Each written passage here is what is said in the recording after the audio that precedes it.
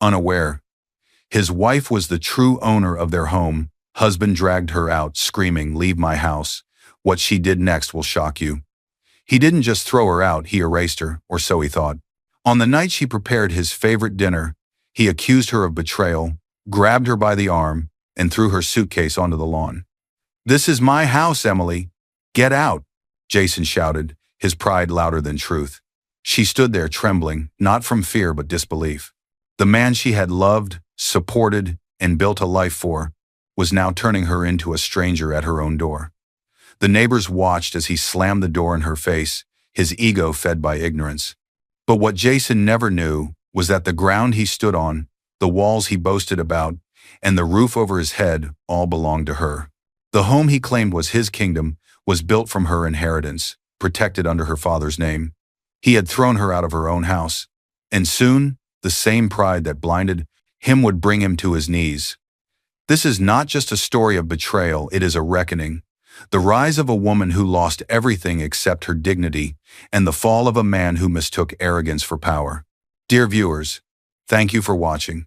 If you leave without subscribing, her voice might fade again, but when you click that button, you stand beside every woman silenced by betrayal, every heart turned into strength, and every soul that found peace through justice. Please subscribe now and tell us in the comments where you're watching from, because tonight, pride meets its quietest punishment. The sound of a breaking plate shattered the morning calm. Hot coffee spilled over the counter, steam curling through the air like a ghost. Emily froze for a moment, staring at the mess, then exhaled softly, the kind of sigh that carried more exhaustion than frustration. She wiped the counter with the same calm precision she used for everything in her life. Emily Harper, 34 years old, gentle voice, the kind of woman people trusted instantly. Her neighbors said she was the heart of the neighborhood, always smiling, always helping. Yet beneath that calm exterior, her life had slowly become a quiet balancing act between love and loneliness. The home around her glowed with her touch. Pale curtains that let in the sunlight, potted plants on the windowsill, framed photos from better days, Jason laughing, his arm around her, their dog in the background. It all looked perfect, but the silence between those walls had grown thick in recent months.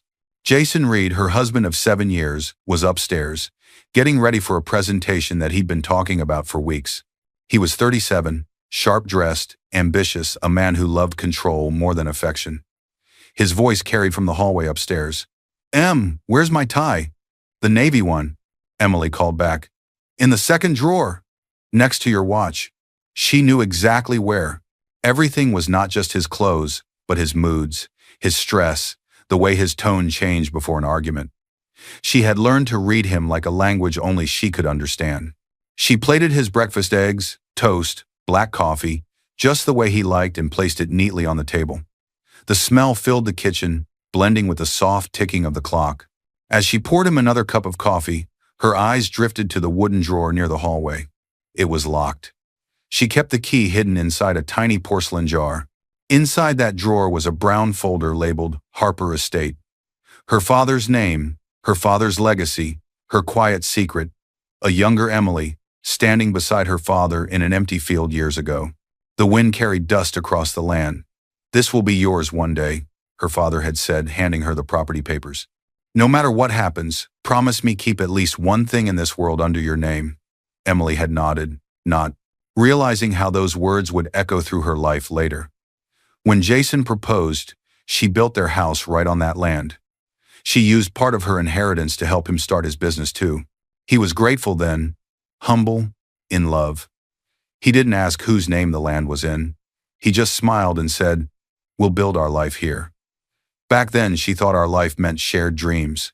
Now Jason came down the stairs in a rush, phone in hand, eyes glued to the screen. He brushed past her, muttering, "I'm late." "Jason, at least eat something," she said softly. He didn't even look up. "I'll grab something on the way." She stepped aside, pretending not to notice how he had started ignoring the small things, her cooking, her conversations, her presence. He took a sip of coffee and finally looked at her. "Don't forget to pay the electric bill today. I don't want any more late fees." "I already paid it last night," she said gently. He nodded absently, still typing on his phone. Then, as if out of routine, he leaned down, kissed her cheek lightly, but his eyes never left the screen. It wasn't affection anymore. It was habit.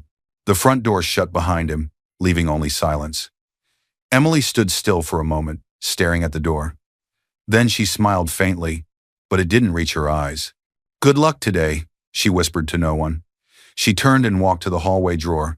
Her hand hovered over the handle, but she didn't open it. Not yet. The brown folder inside seemed to hum quietly, as if waiting. She sat by the kitchen window, sipping her own coffee. Her gaze lingered on the yard, the flowers she planted herself, the fence Jason promised to paint months ago but never did. Everything around her carried her effort, her patience, her love. The neighbors saw a devoted wife living a beautiful life. But Emily knew devotion could sometimes be mistaken for silence. She closed her eyes for a moment and listened to the faint echo of Jason's car pulling away. The hum of the tires faded into the distance, leaving her alone in the house she had built and owned. A soft breeze moved through the curtains, brushing against the locked drawer again. The key inside the porcelain jar rattled slightly, as if reminding her of something she had almost forgotten. Emily looked at the drawer and smiled this time, a little differently. There was something in her eyes, a flicker of quiet awareness, of strength returning after being buried too long. She whispered, "Dad, maybe you were right to tell me to keep one thing mine." The camera would linger on her face, soft morning light, steady eyes, the weight of years behind them. Outside, a phone buzzed on the counter. Jason's second phone, the one he didn't tell her about. A message flashed across the screen. "See you tonight. Can't wait. S."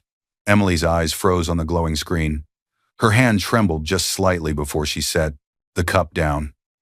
Her voice barely above a whisper. "Who's S?" The scene fades, leaving that single unanswered question hanging in the air, and the faint sound of the locked drawer creaking ever so slightly, like something inside it was about to be opened. The sharp ding of a phone notification sliced through the quiet like a blade. Jason's hand shot out faster than Emily had ever seen, snatching his phone from the table before the sound even finished. He turned the screen slightly away from her, thumb hovering over a message that made the corner of his lips twitch into a faint smile, one he didn't mean to show. Emily looked up from her plate, fork halfway to her mouth. "What's so funny?" she asked softly. Jason blinked, too quickly. "It's nothing. Just work stuff." He set the phone face down on the table, his tone too casual to be natural. The light above them hummed faintly. Outside, the wind rustled against the windows. Inside, silence pressed between them, like invisible glass, fragile, ready to shatter. Emily forced a small smile and picked up her fork again. "You've been busy lately," she said. "I hardly see you anymore." Jason shrugged, chewing, eyes drifting toward the phone again. "That's how business works, Em. You wouldn't really understand." The words landed like a slap. She put her fork down slowly. "What do you mean, I wouldn't understand?" "I worked 2 jobs when you started your company. Remember? You said I was your lucky charm." Jason leaned back, sighing as if her words were an inconvenience. "That was years ago. Things are different now." Different. The word echoed in her mind. Flashback. A younger Jason, sitting in their small apartment kitchen, his sleeves rolled up, sweat on his brow. Emily beside him sorting bills. He'd said, "One day you'll never have to work again. I'll give you everything." She had smiled then, proud, tired, believing every word. Back to present. Now, that same man couldn't look her in the eyes for more than a few seconds. She studied his face, the new cologne, the carefully ironed shirt, the faint line of a tan around his ring finger as if he'd taken the ring off during the day. "Jason," she said quietly, "you've changed." He met her gaze briefly. "I've grown, Emily. Maybe that's the problem." The words hung in the air like smoke. Her chest tightened, but she didn't argue. She simply reached for her glass of water, her hand steady though her heart wasn't. "I'm glad you're growing," she said softly. "I just hope you don't grow away from me." He looked at her for a second, a flicker of guilt in his eyes before his phone buzzed again. This time he didn't even bother pretending. He picked it up, read the message quickly, and turned away with a faint grin. Emily's eyes flickered toward the screen just before he locked it. The name had appeared for a second, Sophie. Her stomach sank. Sophie. That name sounded familiar. Wasn't that his new assistant? The one he'd mentioned last week, saying she was a bit too cheerful but good at her job? She didn't say anything. Not yet. Instead, she reached for the serving tray, pretending to refill her plate. As she leaned closer, she caught a scent, a faint perfume, sweet and floral, definitely not hers. Jason had never worn that scent before. He noticed her glance and smirked. "What?" "Nothing," she said, her voice calm but her eyes sharper now. He stood, pushing his chair back. "I'm going to finish some reports in my office." Emily watched him walk away, his shoulders proud, his phone still in hand. The moment he disappeared down the hallway, she reached for his glass to clear the table. Her eyes caught something small but undeniable, a faint red mark on the rim. Lipstick. Her breath caught. She didn't wear lipstick, not that shade. Not at dinner. Her fingers tightened around the glass. But she didn't break it. She only set it down. Carefully, precisely, as if afraid the truth might spill out if she moved too quickly. She looked toward the hallway where Jason had gone. Her reflection in the glass window met her gaze, tired, calm, but burning with quiet disbelief. Emily whispered under her breath, "Sophie." The house suddenly felt colder. The ticking clock on the wall grew louder. Every second stretched longer than it should. She stood, gathering dishes slowly, methodically, her mind racing beneath the surface of her calm face. No accusations. Not yet. Just questions, silent ones. Who was Sophie to him? How close had they become? And why did her husband, the man she once trusted with everything, suddenly feel like a stranger sitting across from her own dinner table? Emily placed the lipstick-stained glass in the sink, turned off the lights, and paused by the kitchen doorway. From down the hall, she could hear Jason's faint laughter, the same low laugh she hadn't heard in weeks. Then his voice, quiet but clear, "Good night, Sophie." Emily froze in the dark, her heart pounding, but her face calm. The camera would close in on her eyes, not crying, just watching, calculating. Then her whisper, cold, quiet, certain, "Tomorrow I'll know the truth." The sound of a phone hitting the floor cut through the night like a gunshot. Emily stood frozen by the kitchen counter, her eyes locked on the phone screen, still glowing on the tiles. The message was clear. "Can't wait to see you again tonight, Sophie." Her breath hitched, heart hammering. The silence of the house felt heavy, suffocating, as if every wall was listening. Jason stormed in from the hallway, his voice sharp. "What are you doing with my phone?" Emily turned slowly, holding herself steady. "I wasn't looking for it. It fell off the table when you left it here. But now," she paused, the tremor in her voice barely controlled. "Now I wish I hadn't seen what's inside." Jason's eyes flickered, guilt buried under irritation. "You went through my messages? I didn't have to. They were right there." He snatched the phone from the floor and locked it, jaw tightening. "You're unbelievable, Emily. Do you really think snooping is love?" She stared at him, the man she had built a life with, the man whose dreams she had carried when he had nothing. "Who is Sophie, Jason?" His laugh was dry, cold. "A co-worker. Don't start your nonsense again." Her eyes glistened, but her tone stayed calm. "A co-worker doesn't text you hearts at midnight." He rolled his eyes, pacing like a caged animal. "You're paranoid. Maybe if you actually understood what real work looks like, you'd know people talk like that all the time." "Don't twist this." Her voice cracked for the first time. "You've been gone every night this week. You smell like a different perfume, and you barely talked about me anymore." Jason slammed his hand on the table, making the plates rattle. "Enough. I'm done with your accusations. You've become unbearable." Emily flinched at the sound, but she didn't step back. "Unbearable?" she whispered. "You used to tell me I was your piece."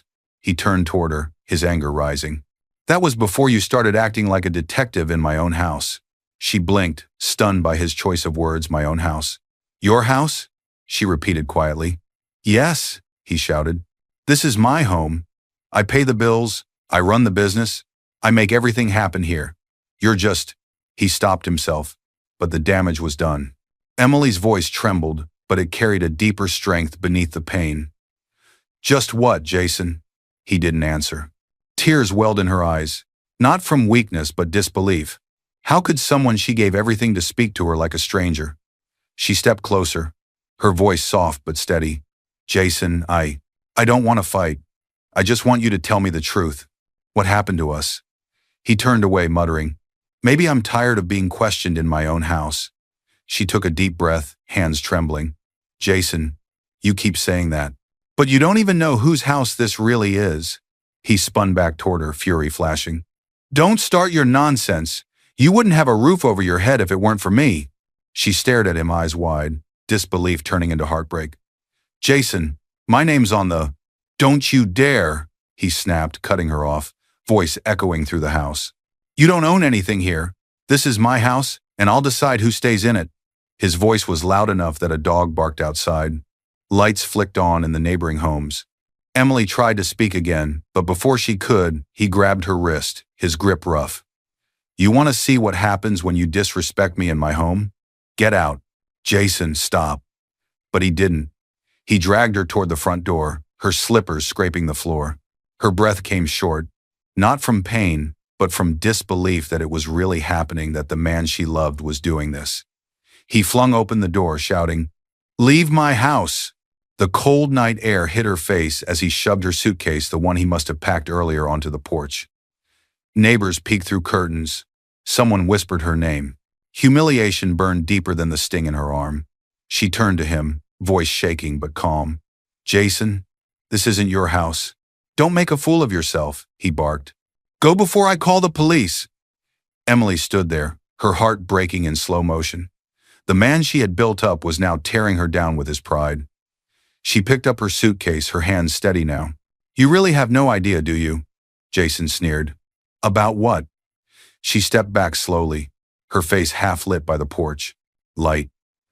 About what you just threw away. The door slammed in her face. For a moment there was only silence, then the faint sound of Jason's laughter from inside, forced, defensive, hollow. Emily stood under the night sky, her eyes glistening, her breath visible in the cold air. The camera would close in on her face, sorrow fading into quiet resolve. She whispered to herself, so softly it was almost lost to the wind. You'll regret this, Jason. You will. Her hand brushed over the pendant her father had given her years ago, the one engraved with the word Harper. Her maiden name, the name written on every deed he never cared to read. The front door swung open with a loud bang. Laughter spilled out into the quiet street, too loud for the hour, too sharp for the walls that had once known peace. Sophie Turner stumbled in first, her heels clicking against the wooden floor. She was 28, striking, bold, with a confidence that filled any room she entered. The type of woman who spoke too loudly and laughed at her own reflection. In her hand was a glass of wine. In the other, Jason's arm. Jason followed her, drunk not from alcohol but from attention. Make yourself at home, he said proudly. It's our place now. The living room that had once smelled of coffee and lavender now reeked of perfume and cheap champagne. Music blared. Sophie kicked off her shoes, twirling in the space Emily had once called her sanctuary. She looked around, smirking. It's cozy, she said, walking past the framed photos on the wall. Jason and Emily on their wedding day, smiling. Sophie plucked the photo down and set it face down on the table. Well, it was cozy. Jason laughed. Yeah, I'm done living like an old married man. I'm free now. She moved closer, tracing a finger down his chest. Free, she echoed. That's exactly what I like. They kissed, clinking glasses, their laughter echoing through the house that once held vows, memories, and quiet love. Across the street, hidden in the shadow of a parked car, Emily sat behind the steering wheel, watching through the windshield. Her face was calm, but her hands gripped the steering wheel so tightly her knuckles were white. From where she sat, she could see Sophie inside wearing Emily's robe, pouring wine into Emily's glasses, sitting on Emily's couch. Tears welled in her eyes but didn't fall. They glimmered instead, caught by the streetlight like pieces of glass. She whispered softly, "It didn't even take a day." Her voice cracked on the last word. Emily remembered the first time Jason had mentioned Sophie's name. "She's new," he had said months ago, pretending to sound casual. A little talkative but smart. That night he had stayed late at work for the first time. Emily had trusted him, even packed him dinner. Now she watched Sophie fill the home she built, unaware that every brick, every piece of furniture, every tile was paid for by her own father's inheritance. She reached into her bag and pulled out a folded tissue. Inside it, a small brown envelope. Property tax bill, Harper Estate. She unfolded it carefully. Her maiden name, Emily Harper, printed clearly at the top. Her lips curved into a sad smile. "Still mine," she whispered. "He just doesn't know it yet." She looked back toward the window. Sophie had replaced Emily's favorite white curtains with something sheer and red. Jason was on the couch, arms slung over Sophie's shoulder, talking loudly on speakerphone. "Yeah, man," he bragged to one of his friends. "She's gone. I told her to leave. Couldn't stand her anymore. Now I'm finally living my life." The friend laughed on the other end. "You sure she won't come back?" Jason smirked, eyes gleaming. "Trust me, she's too weak to come back." Outside, Emily's faint smile disappeared. She started her car but didn't drive off. Instead, she looked once more at the house, her house now filled with noise and betrayal. The home that once glowed with her care now looked foreign, cold. Her reflection in the windshield stared back at her, and for the first time, she saw something different, not heartbreak but focus. She whispered to herself, the tone of her voice steady now. "You think I'm weak, Jason, but you've forgotten who built your life." She tucked the tax envelope back into her purse, eyes narrowing as the light from the window flickered across her face. Inside the house, Sophie laughed again. The sound was sharp, almost mocking. Jason pulled her close, whispering something in her ear. Emily turned the car engine off. She wasn't ready to leave yet. She wanted to memorize this moment, the laughter, the arrogance, the blindness, because soon it would all change. Her eyes fixed on the front door, the same one that had slammed shut on her days ago. The camera would pan slowly from her calm face to the house number on the mailbox, still engraved, H. Estate. Sophie and Jason hadn't even noticed it. Emily whispered, so softly it barely reached her own ears. "I'll come back home soon, Jason, but not as your wife." Her engine started quietly, the taillights glowing red as the screen faded to black. The door slammed shut behind Emily as thunder cracked outside a storm building in the distance, mirroring the one inside her chest. She stood in her small rented apartment, water dripping from her hair, suitcase still beside the door. Her face was pale, but her eyes, they were no longer the soft, forgiving eyes of the woman who once begged to be understood. They were calm, focused, dangerous. Her phone buzzed again. Jason's name flashed across the screen, then disappeared. He hadn't called to apologize. He had called to gloat. She didn't answer. Instead, she walked to the small desk by the window, switched on the lamp, and opened a worn brown folder. Property deed, Harper Estate. Her fingers brushed over her father's handwriting on the old documents. The memory hit her like a whisper from the past. A warm afternoon years ago, Emily, 24, stood beside her father on the same land where the house now stood. The soil was red, untouched, full of promise. Her father's voice was steady but kind. "Em, you've got a good heart, but one day, love might test that heart.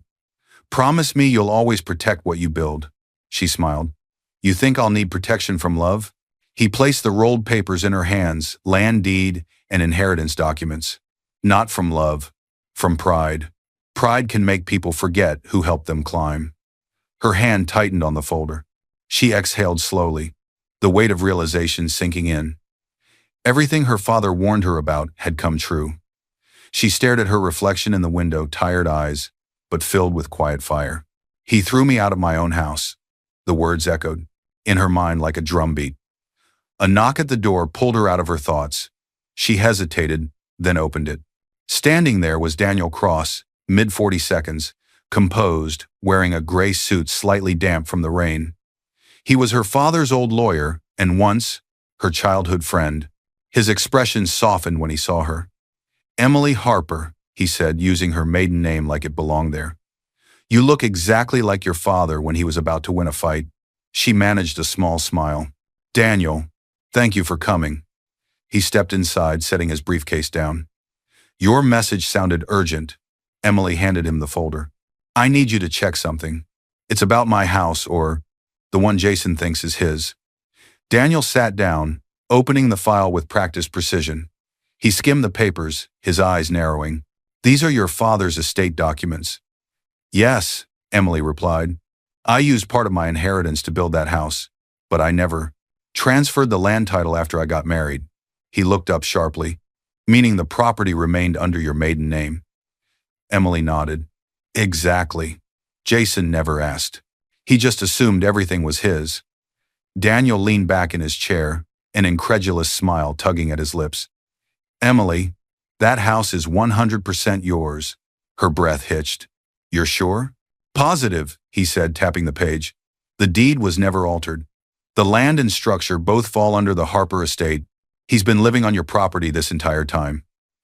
Emily's hands trembled not from fear, but from something new.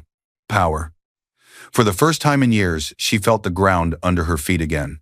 She whispered, "So when he threw me out," Daniel finished the thought, "he illegally evicted the legal owner." Emily looked up at him, her voice barely above a whisper. "What can I do?" Daniel's tone turned firm, the voice of a man who'd seen justice unfold in many forms. "If you want to, you can take it all back. Every inch of it. And legally, he can't stop you." She stared at him, silent for a moment, letting the words sink in. Then, slowly, a faint smile spread across her lips, not bitter but precise, like a quiet plan forming. Her voice steadied.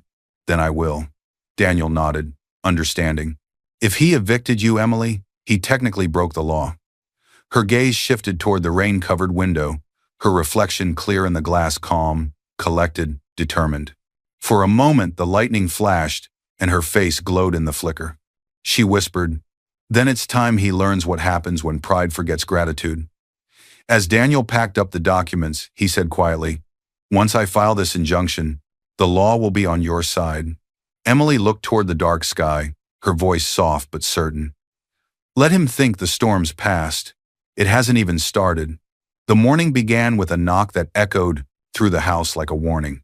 Jason, half awake and annoyed, stumbled to the front door. Sophie's laughter came from the kitchen, blending with the smell of coffee and perfume, the scent of their new life together. He yanked the door open. A man in a gray uniform stood there, rain dripping from his cap. "Delivery for Mr. Jason Reed," he said flatly, handing over a thick white envelope. Jason frowned, signed, and shut the door. "Probably a bill," he muttered, tossing it on the table. Sophie walked in wearing one of his shirts, her blonde hair tied in a messy knot, holding 2 mugs of coffee. "You're always getting bills," she teased. "Maybe you should let me open that one. Could be something interesting." "Go ahead," Jason said, uninterested, already scrolling through his phone. Sophie smirked, tearing it open casually until her eyes fell on the first line. Her laughter died. Her expression changed from playful to frozen. "Jason," she said, slowly, "you might want to look at this." He didn't look up. "If it's another ad, throw it away. It's not an ad." She swallowed, eyes scanning the page again. "It's from a law firm. Daniel Cross and Associates." That name hit him like a stone. "Daniel? Emily's lawyer?" Sophie's eyes flicked over the paper. "It says, Notice of Property Claim. Harper Estate." Jason finally turned to her, confusion clouding his face. "Harper? What does that have to do with anything?" She hesitated. "It says the property located at your address," she glanced down at the page again, "is registered under Emily Harper." Jason frowned. "That's not possible. Harper's her maiden name." Sophie looked up, concern mixing with curiosity. "Jason, the house deed has her name on it." He snatched the papers from her hand and skimmed them quickly. His heartbeat quickened as the legal language blurred together. Unlawful eviction, injunction, legal possession, registered owner, Emily Harper. He slammed the paper on the table. "This is ridiculous. Some clerical mistake. She probably forged something." Sophie raised an eyebrow. "Forged? You're saying she created fake legal documents?" "Jason, her father was a businessman. She probably inherited the land." He waved her off, frustration taking over. "I bought this house. My company's money built it." She crossed her arms, voice sharper now. "You told me she didn't work. How could she afford this place on her own?" Jason looked away, suddenly remembering all the times Emily had said, "Don't worry about the paperwork, I'll handle it." He had signed wherever she told him to. He never read anything. For a second, uncertainty flickered across his face, but pride pushed it down. "Forget it," he said roughly, throwing the papers onto the counter. "It's nothing. I'll call the lawyer later." Sophie picked the papers back up, her tone softer now, almost nervous. "Jason, if this is real, that means," he cut her off. "It's not. She's just trying to get attention." But as he turned away, the camera would linger on the paper lying open. Emily's name printed clearly at the top. Registered property owner, Emily Harper. Across town, Emily sat in Daniel's office, the morning light casting soft lines across her calm face. Daniel's pen scratched against paper as he finalized the injunction. He slid a copy of the legal notice toward her. "It's done. He'll receive it today." Emily exhaled slowly, her voice even. "Good. Let him open it over breakfast. He likes surprises." Daniel smiled faintly. "I have to say, Emily, I've seen many battles. But this one, it's poetic." She looked down at her hands, steady now. "He threw me out with words he didn't understand. Now those same words will undo him." Daniel nodded. "You've done the right thing." Her eyes met his. "No, Daniel, I'm just doing what he taught me how dangerous arrogance can be." Back at the house, Sophie stood alone in the kitchen, staring at the papers. Her expression was unreadable, somewhere between shock and guilt. Jason was on the phone, pacing, shouting into the receiver. "This is absurd. Check the records again." But the more he yelled, the more desperate he sounded. Sophie's eyes landed on Emily's name one last time. She whispered quietly to herself, almost in awe. "Harper." She never changed her name. Jason slammed the phone down, breathing hard.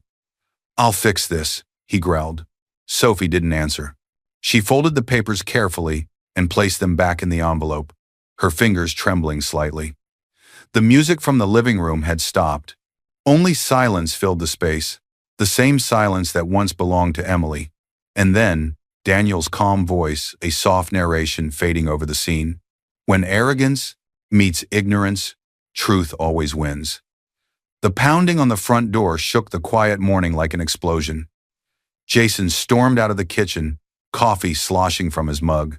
"Who the hell?" Before he could finish, the knocking came again, louder this time. Sophie appeared at the top of the stairs, wearing a silk robe, her voice sharp. "Jason, it's 7 in the morning. What is that noise?" He yanked open the door and froze. Two men stood there, one in a suit holding a brown envelope, the other a uniformed court officer. "Mr. Jason Reed?" Jason straightened, confused. "Yeah. What's this about?" The officer handed him the envelope. "You've been served. Court summons regarding unlawful eviction and property ownership dispute." Jason blinked. "What?" There must be a mistake. But the men were already walking back to their car.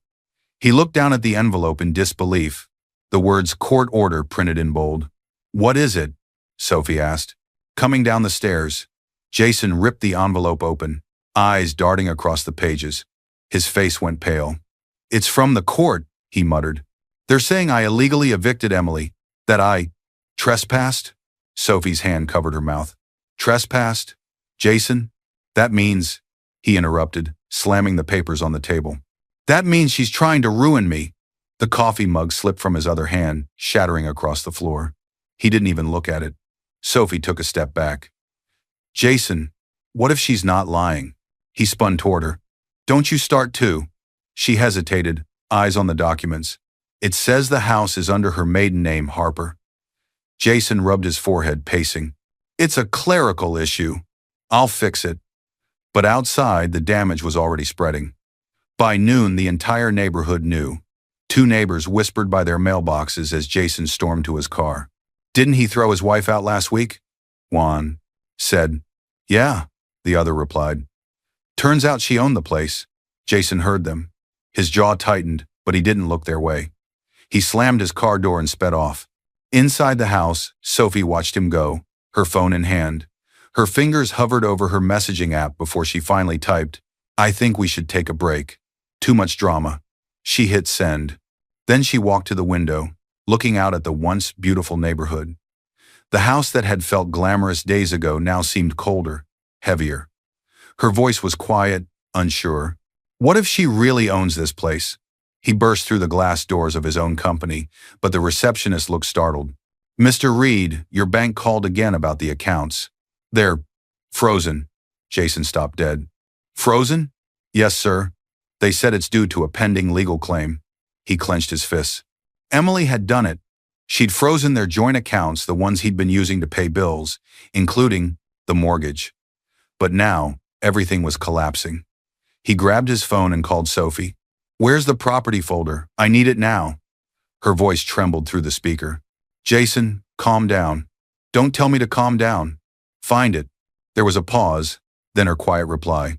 It's gone. I think she took it when she left. He slammed the phone down, veins tightening in his temples. His world, his pride was unraveling piece by piece. Later that evening, Sophie sat on the porch, watching as 2 more envelopes arrived. One was from the county clerk, public record update, Harper Estate Title Inquiry. She opened it, eyes scanning. The property was now listed under investigation. Anyone could see it. Her heart sank. This is real, she whispered. Across the street, neighbors' curtains shifted. More whispers. More judgment. Sophie stood, suddenly feeling the weight of scandal. She picked up her purse and walked toward her car without looking back. When Jason's car pulled up minutes later, the driveway was empty. Only her half-finished coffee sat on the porch railing. He froze when he saw it, then saw the envelope she'd left behind. He ripped it open, reading the title. Harper Estate Legal Owner, Emily Harper. His hands trembled. The camera followed Jason as he stormed into a law office downtown Daniel's office. Rain hammered outside, thunder rolling. He burst through the door, soaked, furious. Daniel looked up calmly from behind his desk. Mr. Reed, I was expecting you. Jason slammed the papers down. Tell me, he growled, his voice low and shaking. Who owns my house? Daniel didn't flinch. He simply leaned back, clasped his hands, and said evenly, You already know the answer, Jason. You just never wanted to see it. Jason's breathing quickened, his pride cracking. The lights flickered, the rain roared, and his face fell into silence. The screech of tires broke the quiet afternoon. Jason's car swung into the driveway, mud splattering against the front gate. He froze. 2 police cars stood outside the house. Blue and red lights flashed softly against the walls he once called his. Officers were speaking to someone near the gate, someone calm, composed, and heartbreakingly familiar. Emily. She stood there in a gray coat, her hair pulled back neatly, her expression unreadable. In her hands a folder, the same folder her father had given her years ago. Jason jumped out of the car, voice rising. What's going on here? Why are the police here? One of the officers stepped forward, holding a paper. Mr. Reed? Yes, he barked. This is my house. The officer's tone stayed calm, professional. Not anymore, sir. This is a court-enforced property order. You are trespassing on private property owned by Miss Emily Harper. Jason blinked. What? What did you just say?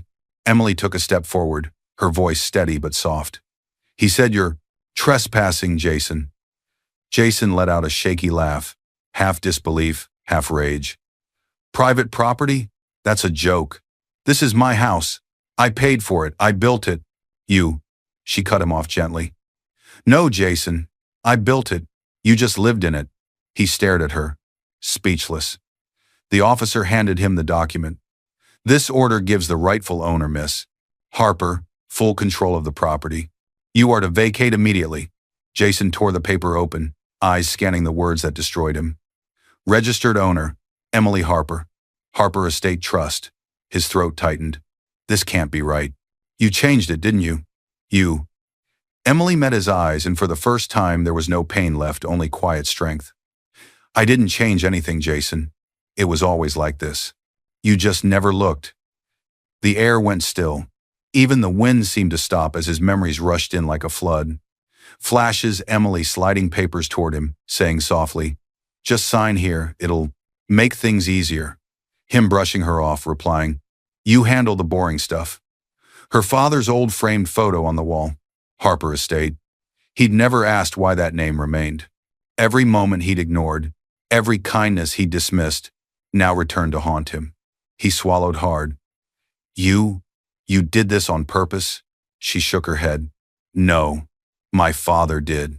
He told me to protect what was mine. I just kept my promise. Jason took a step closer, desperation bleeding through his voice. Emily, please.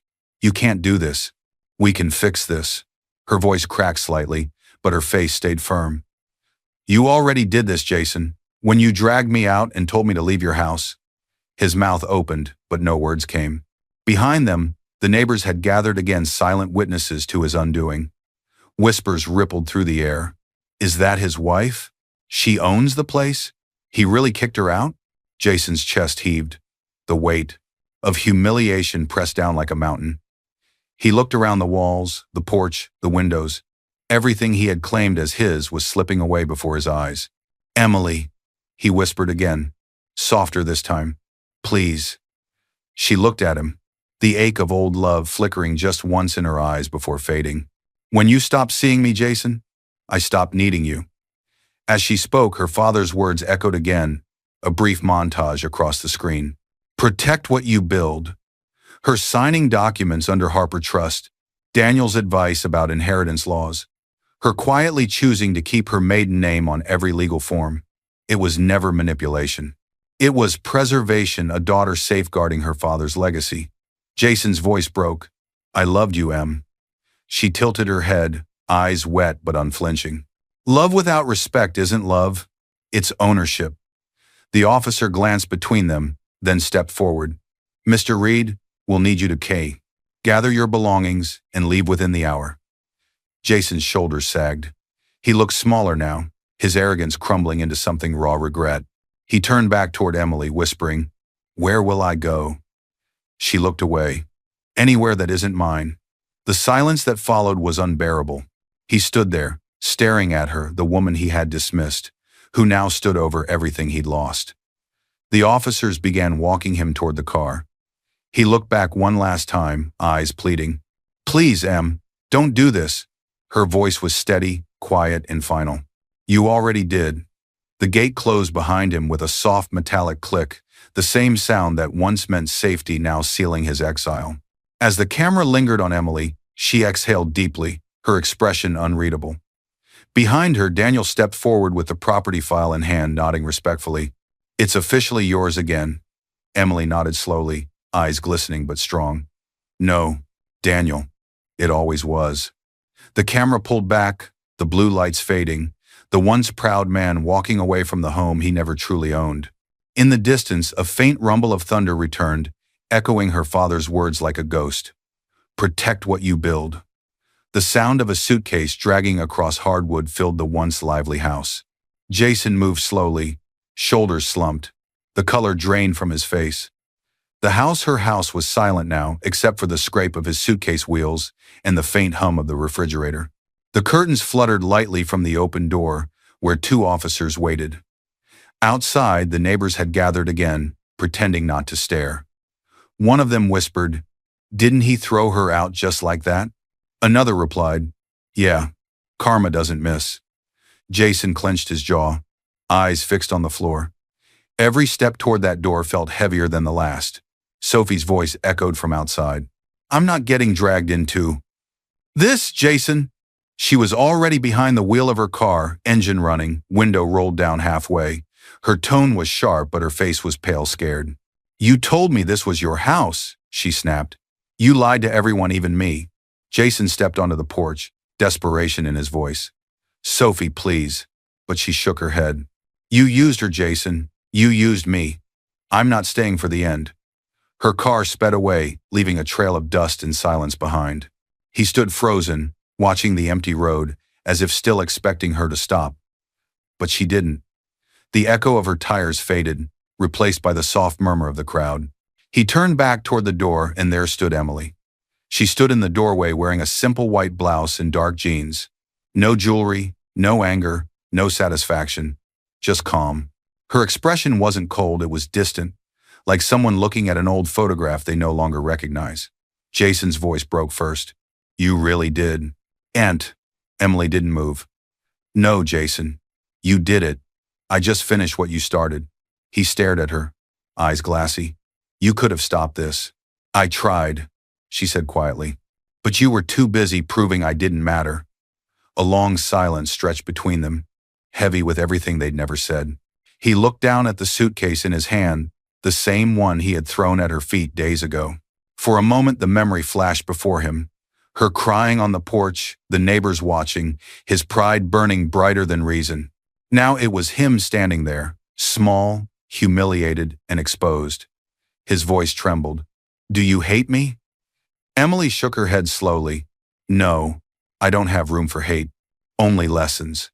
He swallowed, eyes darting around the house. "So that's it? You just win?" Her tone softened. "This isn't about winning, Jason.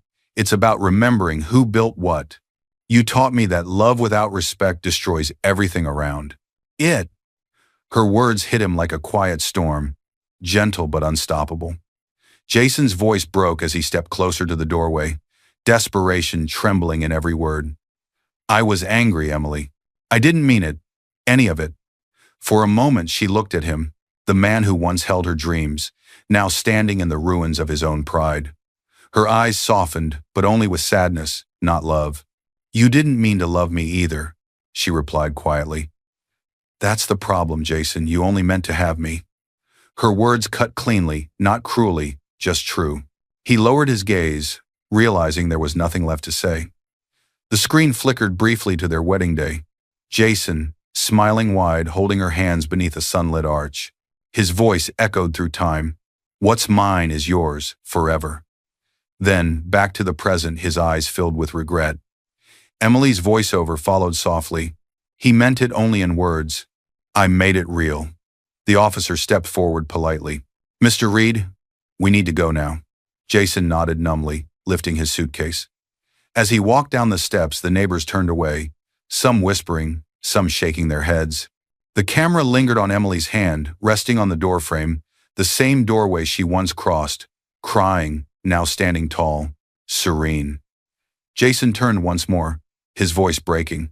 "Emily, I never meant for it to end like this." She met his eyes for the last time. "Neither did I. But actions speak louder than love, Jason." He looked down, defeated. "What will you do now?" Her answer was calm, steady, and final. "Live in peace the way I should have from the start." He nodded slowly, turned away, and stepped into the waiting car. The camera followed the car as it pulled away, shrinking in the distance until it vanished. Emily stood alone on the porch. The sunlight broke through the clouds, washing the house in gold. She exhaled deeply, the tension finally leaving her shoulders. Then, slowly, she reached for the door handle, the same door he once slammed on her, and closed it gently this time. The latch clicked softly, sealing the circle. As the music swelled, her father's voice echoed faintly once more in memory. "Protect what you build, Em." Her voice whispered in reply, barely audible. "I did, Dad. I finally did." Sunlight poured through the open windows, flooding the living room with warmth. The same house that once echoed with shouting, now hummed with quiet peace. Emily moved slowly through the space, no longer as a visitor or wife, but as its true keeper. The music was soft, gentle, piano notes filling the air like forgiveness taking shape. The walls that once held tension now shimmered with calm. The scent of fresh flowers replaced perfume and bitterness. She placed new curtains on the windows, opened the back door, and let the breeze carry away the ghosts of what had been. Her voice came softly, steady, and reflective. "Love built this house. Pride almost destroyed it, but respect saved it." She paused, touching the smooth wooden frame of the kitchen counter where her father once stood beside her years ago. A small, peaceful smile touched her lips. On the shelf nearby stood a framed photograph, her father, smiling in front of the empty land that had once been dirt and dreams. She picked up the frame and whispered, "It's safe now, Dad, just like you wanted." Then she placed it on the mantel, the heart of the home beside a single blooming plant, vibrant and alive. The camera lingered on her face as she looked around the home, her sanctuary reclaimed, her spirit unbroken. Her voice echoed one final time, gentle but strong. "Sometimes silence speaks louder than revenge, but today I let them speak together."